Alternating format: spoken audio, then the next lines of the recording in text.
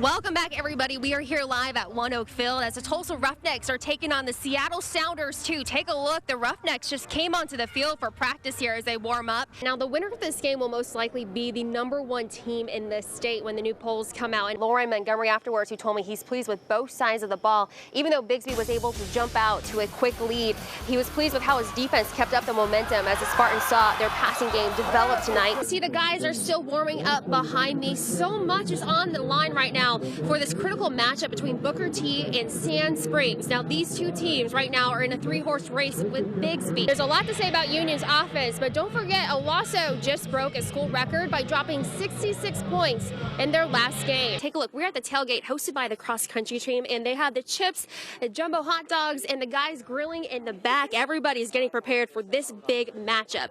Now, most of the fans I talked to tell me they wouldn't miss this game for the world. We found one mother whose daughter is a senior in the band, and she told us she's prepared for the cold weather tonight. Growing up here, did you ever think that you would be sitting in this hotel room, 2 days, 48 hours away from the Super Bowl? And I met the only female team in the entire state. This was a team that was put together just a few years ago, and the age ranges between 22 and 49. Yeah, Nathan, you can tell this was a big game the way it felt here as Bigsby took on Claremore, because both teams really came at it today. The score was stuck at 3-3 for some time until Bigsby ran away with it. I'm going to go work on this story about Dax Garman and the guy that everybody, all Cowboy fans, are talking about. But the one thing that Mike Yersich is saying is his biggest pet peeve.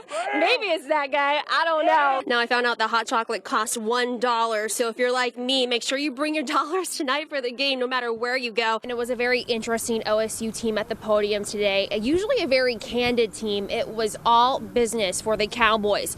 Just looking at the schedule, it's a tale of two very different teams. Oklahoma State enters tomorrow's game against Oregon, having lost 6 of their last 7 games.